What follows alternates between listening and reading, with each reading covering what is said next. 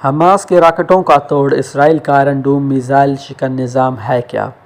اسرائیل اور فلسطینی مزاحمتی تنظیموں کے درمیان جاری لڑائی میں جہاں اسرائیلی طیارے غزہ میں اہداف کو نشانہ بنا رہے ہیں، وہیں فلسطینی مزاحمتی تنظیم حماس کی جانب سے اسرائیلی علاقوں میں راکٹ بھی داغے جا رہے ہیں۔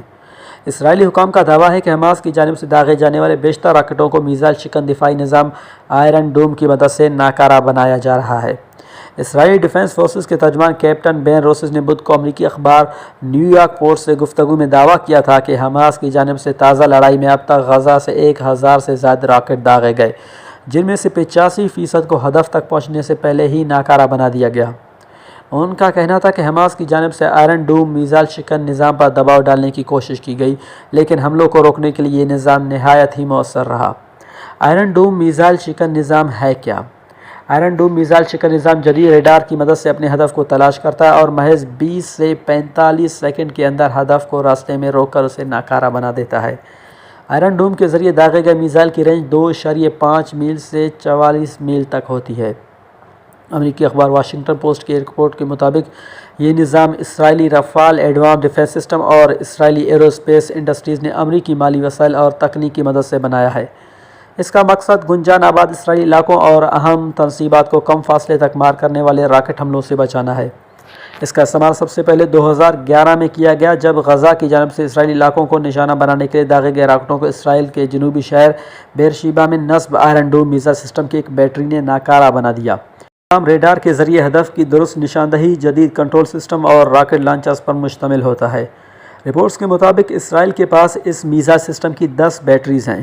ایک بیٹری میں 3 یا 4 راکٹ لانچرز ہوتے ہیں، جبکہ ہر لانچر میں 20 میزائل نصب کرنے کی گنجائش ہوتی ہے۔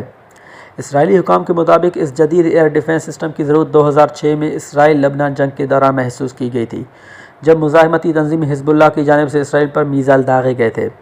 آئرن ڈوم سے داغا گیا میزائل ہدف کو کیسے ناکارہ بناتا ہے؟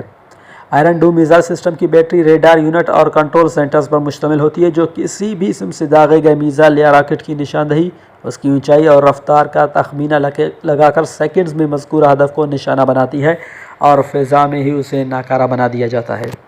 آئرن ڈوم سے داغے گئے انٹرسیپٹر میزائل کا رخ ہوا میں موڑا بھی جا سکتا ہے، جبکہ یہ مخالف سمت سے آنے والی راکٹ یا میزائل سے ٹکرانے کے بجائے اس کے بالکل قریب جا کر پھٹ جاتا ہے۔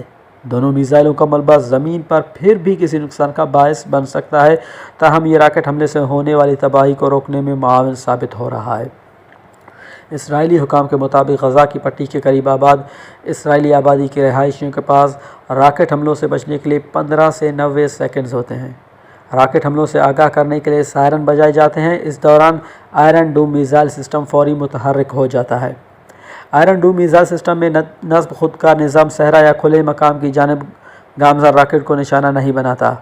اسرائیلی رفال ایڈوانس ڈیفنس سسٹم کی ویب سائٹ کی جانب سے جنوری میں جاری کیے گئے اعداد و شمار کے مطابق گزشتہ 10 برسوں کے دوران اسرائیل پر داغے گئے 2500 راکٹوں کو ناکارہ بنانے کی شرح 90% رہی۔ ایک میزائل کی تیاری پر $80,000 کے لگ بھگ لاگت آتی ہے۔ اسی وجہ سے صرف ان راکٹوں کو نشانہ بنایا جاتا ہے جن کا آبادی پر گرنے کا خواہ ہو۔